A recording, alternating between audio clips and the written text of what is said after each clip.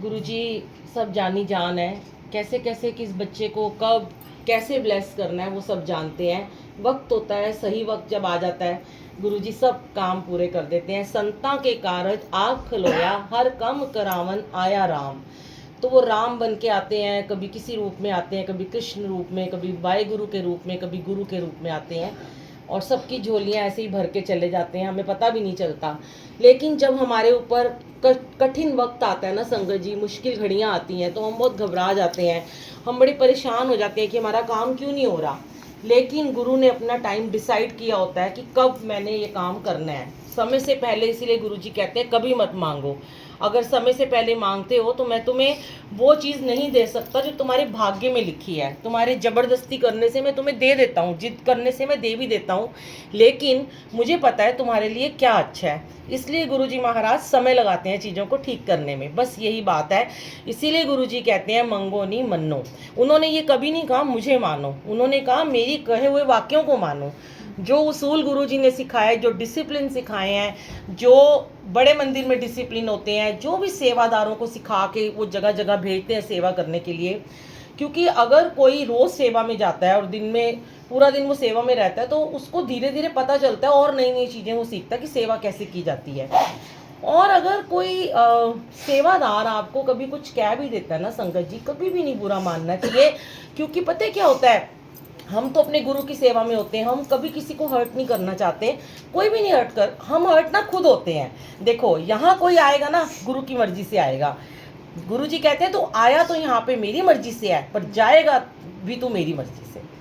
आप जितनी मर्जी कोशिश कर लो भागने की, आप भाग ही नहीं सकते। गुरु जी बैठे हैं, उन्होंने आपका हाथ थामा हुआ है, लेकिन वो हमें कभी कभी लेसन सिखाते हैं, हमें भी रोज़ सिखाते हैं, सबको सिखाते हैं। हमारी ज़िंदगी में जब तक हम मर नहीं जाएंगे हम सीखते चल जाएंगे, हमें रोज़ सीखना है। और अगर हमें सीख के कुछ अच्छा सीखने को मिल रहा है तो हमें उसे अपनाना चाहिए, ना कि हमें उसके खिलाफ नहीं होना चाहिए। क्योंकि गुरु और संगत का रिश्ता तो प्रेम का रिश्ता है। और अगर कोई आपको कोई बोलता है कि नहीं ऐसे बातें मत करो या ये मत करो या फ़ोन का यूज़ मत करो, तो वो अपने लिए नहीं बोलता, क्योंकि उसको भी डांट पड़ी हुई है उसके टीचर से, वो गुरुजी से बहुत डांट पड़ी है, कान भी खींचे, जुतियाँ भी मारी हैं अपनी उतार उतार के। उन्होंने ऐसी ऐसी जुतियाँ मारी हैं कि 6-6 महीने ना वो संगत को, जो संगत डिसिप्लिन मिस मैनेज करते थे तो उसको कहते थे यहाँ से, ये गुड़गांव की संगत में बहुत सारे लोग रहते हैं पुरानी संगतें, कि गुरुजी कहते थे कि निकल जाओ और 6 महीने मंदिर के अंदर मत आइयो। मजाल नहीं है वो 6 महीने मंदिर में आ जाए, गुरु का हुक्म होता था। लेकिन अगर आज किसी को गुरुजी कह देते हैं कि नहीं नहीं ऐसे मत करो, तो वो देखो वो अपना नुकसान करता है, वो किसी का नुकसान नहीं करेगा। कहते हैं ना कि दुख हम खुद लेके आते हैं, और हम अपने आप को दुखी भी कर सकते हैं, हम खुश भी कर सकते हैं। अब हम सत्संग में आए, हमें सिर्फ सत्संग सुनना है, हमें सिर्फ सत्संग की मर्यादा को समझना है कि मर्यादा क्या कहती है। जो गुरु की मर्यादा है उनको कुछ नहीं चाहिए आपसे, उनको आपका भाव चाहिए कि आप चल के अपने घर से आए हो, इतनी दूर से आए हो, कैसे कैसे टाइम निकाल के आए हो ना, क्या अपने काम धंधे छोड़ के आए हो, कितनी चीज़ों को, बच्चों को मैनेज करके आए हो, रहने धीरे रहने, बच्चों को इतना मैनेज करके आए हो, हस्बैंड को बस कई हस्बैंड नहीं आन देते हैं, कितना पटापटू के हम बड़े मंदिर जाते हैं, हमें जाने दो मंदिर जाने दो, सेवादार हैं, इनके घर वाले नहीं आन देते, पर ये भी सेवा में आना चाहते तो इनको गुरुजी ले आते हैं। तो गुरुजी यही कहते हैं कि जब तुम मेरी सेवा में आ जाते हो तो तुम्हारा रिश्ता सिर्फ मेरे से गुरु और संगत का होना चाहिए, बाकी रिश्ते सब बेमानी हैं। कई बार होता क्या है, अब आज आंटी घर हम पहले भी आ चुके हैं और आंटी बहुत टाइम से जुड़ी हुई हैं और हमारे घर भी हमेशा आती हैं, जितने सत्संग होते हैं इनको पता चल गया है। आज इनका पूरा परिवार सिर्फ गुरु जी की तरफ मुंह करके बैठा हुआ था। यही चाहिए हमें।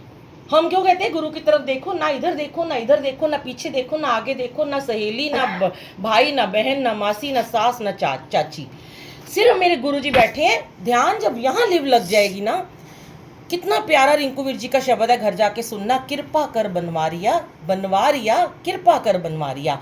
उसमें एक ही लाइन बताइए कि लिव कैसे लगती है, और 1 मिनट के लिए भी अगर आपकी लिव लग जाती है तो वो आपका कनेक्शन होता है। लेकिन हमें अपनी लिव लगाने के साथ में हमें दूसरों को नहीं डिस्टर्ब करना होता, कि हम दूसरों को भी डिस्टर्ब कर रहे हैं, हमारा ध्यान लग रहा है